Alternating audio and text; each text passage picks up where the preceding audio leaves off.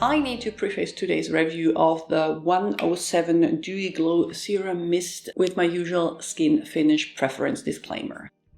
I am old. When I was young, skin was supposed to be matte, maybe satin, and I spent most of my life combating shine.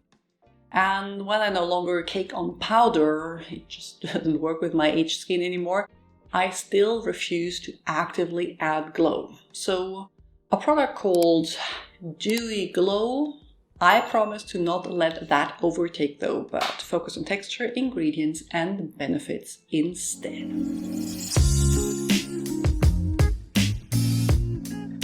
If you're new here, welcome. I'm Dr. Anne, a physician passionate about skincare and well-aging. It is supposed to be a serum in mist form, aiming to hydrate and nourish the skin and work during your routine to set makeup and during the day. First things first, I don't think the mist is fine enough to spray directly on your face. I am very picky there, but I just can't stand product getting into my hair when I mist my face, and the mist here is too strong to use close to the face.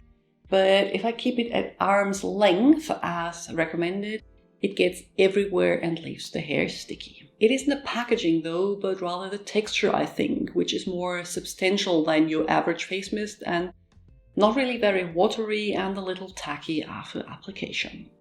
It has light floral, almost sweet scent. As mentioned before, I don't like spraying it directly to my face, but rather into the palms of my hand and then pat it in. As it really adds a lot of glow to the face, I personally use it at night, but it would work in the mornings as well. It leaves behind a slightly sticky finish, which is why I wasn't the biggest fan of using it throughout the day. I just like it best when followed up with a moisturizer to take that away. As this is very much personal preference though, I suggest you try it at different times to see what works best for you.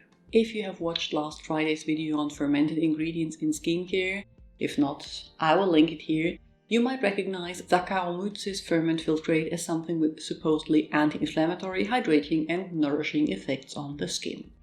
A little later comes Lactobacillus ferment filtrate, and then at the end of the list the 7-year-old aged vinegar the brand is known for.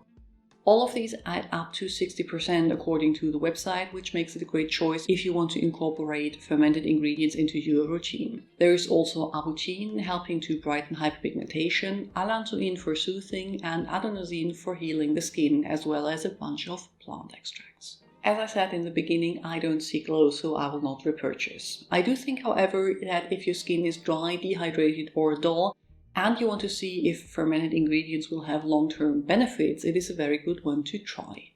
Oily skins will most likely not like the finish. If there is anything you would like to add, please do so in the comments below. I will link to more videos you might find interesting on screen, and add links to my Instagram, blog and Patreon account in the description box. See you soon. Bye!